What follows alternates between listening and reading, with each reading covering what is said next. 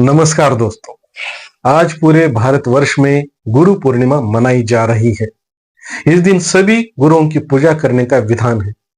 गुरु आपके उपकार का कैसे चुकाऊं मोल, लाख कीमती धन भला, गुरु है मेरा अनमोल।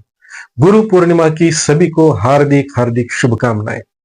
हिंदू, बौद्ध और जैन आदि धर्मों में इस दिन का विशेष महत्व है। भारत, नेपाल और भूटान आदि देशों में यह दिन मनाया जाता है। गुरु हमें जीवन के सत्य असत्य से परिचित करवाते हैं, साथ ही सफलता के शिखर तक पहुंचने की राह भी दिखाते हैं। इसलिए कहते हैं, गुरुर् ब्रह्मा गुरुर् विष्णु गुरुर्देवो महेश्वरा, गुरु साक्षात परब्रह्म तस्मै श्री गुरुवे नमः। गुरु पूर्णिमा भारतीय संस्कृति और परंपरा का एक महत्वपूर्ण पर्व है। यह पर्व आषाढ़ मास की पूर्णिमा तिथि को मनाया जाता है। इस दिन दान पुण्य से जुड़े आदि कार्य करने से जीवन में सुख समृद्धि बनी रहती है। धार्मिक ग्रंथों के अनुसार इस दिन महर्षि वेदव्यास का जन्म हुआ, इसलिए इसे व्यास पूर्णिमा भी कहते हैं। बता दें, महर्षि वेदव्यास जी को संसार का पहला गुरु माना गया है। उन्होंने वेदों और पुराणों समेत कई ग्रंथों की रचना भी की थी। ऐसे में गुरु पूर्णिमा के खास अवसर पर आप अपने प्रिय गुरुजनों को इन खास संदेशों के माध्यम से शुभकामनाएं दे सकते हैं।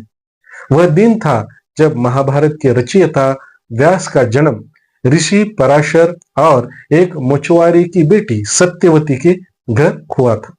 इस प्रकार इस दिन को व्यास पूर्णिमा के रूप में भी मनाया जाता है। वेद व्यास ने अपने समय के दौरान मौजूद सभी वैदिक भजनों को इकट्ठा करके और उन्हें उनकी विशेषताओं और अनुष्ठानों में उपयोग के आधार पर 4 भागों में विभाजित करके वैदिक अध्ययन के लिए महान सेवा की। फिर उन्होंने उन्हें अपने 4 प्रमुख शिष्यों यानी पहला वैशंपायन, जैमिनी और सुमंतु को पढ़ाया। यह विभाजन और संपादन ही था जिसने उन्हें सम्मानजनक व्यास ये उपनाम दिलाया। व्यास यानी संपादित करना, विभाजित करना।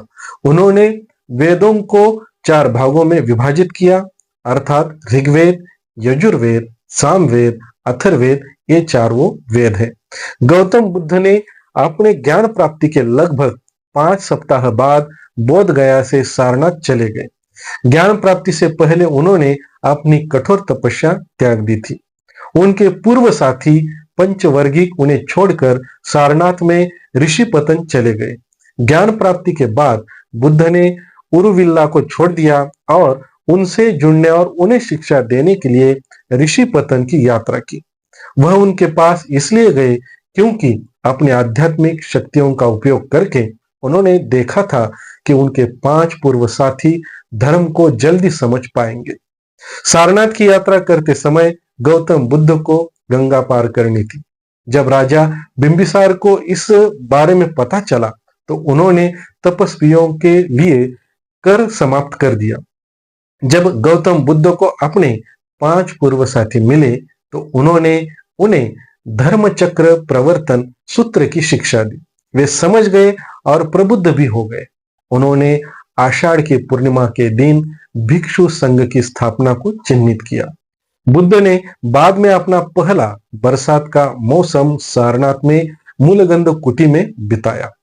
भिक्षु संघ में शीघ्र ही 60 सदस्य हो गए।